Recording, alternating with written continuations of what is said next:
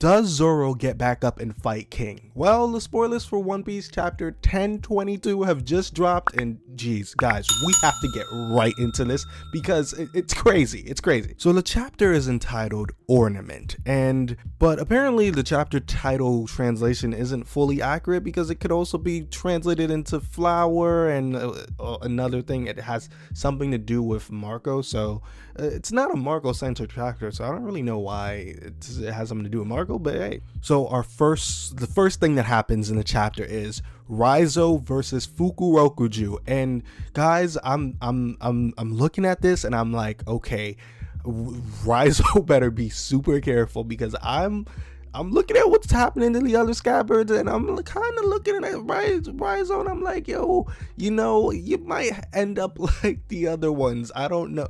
I think Oda is trying to pick them all off one by one, so I don't think this fight is gonna look too good for Raizo. It's crazy because the Straw Hats is all winning they 1v1s, and then here comes the 9 scabbards, like just not even. They are just having a terrible time. Speaking of the Straw Hats doing really well, there is an announcement of the Tobiropo's defeat to all of Onigashima, and who has the Marys now? Because it's like, yo, like Kaido is probably tight. Like, yo, why they keep announcing this?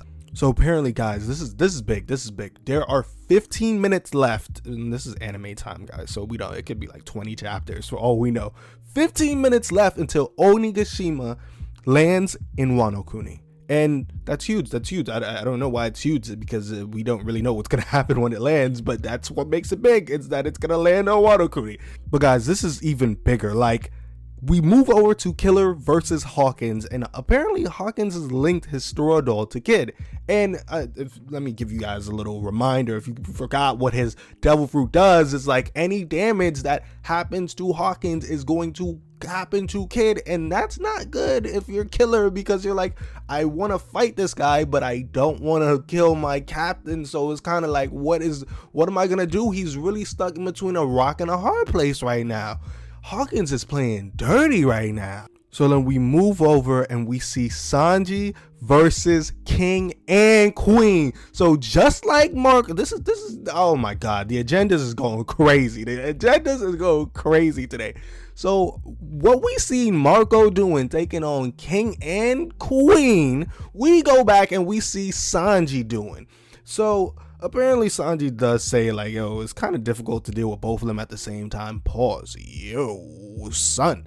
But like, and Marco didn't really say that, so we can't really say Sanji's stronger than Marco. Like, we can't make that, but we can at least say, like, they're somewhat around the same level now. Like, that's like, come on, son. So then we got the big cat himself, Nekomamushi, and he comes in and attacks Perospero, who, you know, Perospero always trying to play dirty. You know, he never trying to play fair. So he's trying to attack Sanji with a candy arrow, and Nekomamushi come in and he's like, yeah, nah, you're not doing that. And by the way, I'm about to get revenge for what you did to my boy. I forgot he was a jaguar. I forgot his name. So then we got Marco, who comes in and blocks King's attack, and I'm guessing he probably seen, like, yo, Sanji is having he not struggling, but he could use my help. Like, it is a little hard fighting two people at the same time, no matter how strong you are. It's not exactly easy.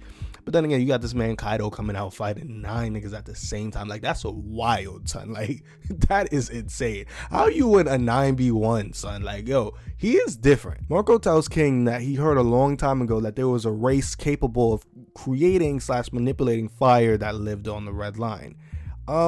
Yeah, guys, I don't know what that means, to be honest with you. I would love to theorize about it, but fire that lived on the on the Red Line, like, what do you, like, I have no idea what that means. I really want to speculate and say like something, but what, fire does not live, like, what does that mean, son? I don't know. If you guys have any idea what the heck that could even mean, just tell me in the comments, because that's crazy. I don't know. So then we get our boy Zoro. He is fully recovered, and at the end of the chapter we see Zoro and Sanji attack King and Queen in an amazing double page spread.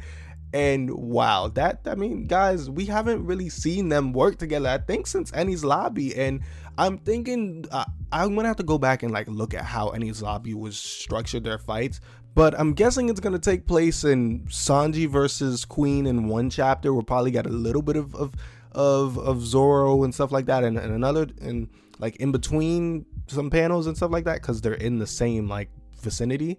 And then we'll go over to Zorro versus King. And then we have these lines from the boys themselves, man. They say, Zorro comes out and says, if we win this battle, Sanji says, yes, we'll be that much closer.